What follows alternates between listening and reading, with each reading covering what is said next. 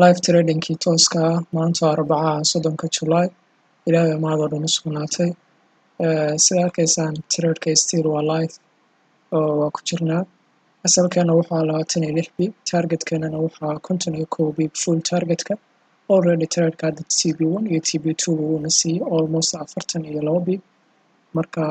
insha Allah waan arki doonaa trade-ka waxa uu ku dhamaado trade-ka before-kiisina waa kana sida arkaysaan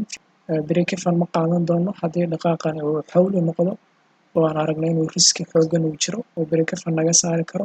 gebaanba waa close gareyn doonaa insha Allah oo profit ka xiranayna okay guys sida arkaysaan suuqana TB1 markuu ka soo hoos maray waan ka baxnay trade-ka profit ka secure gareysanay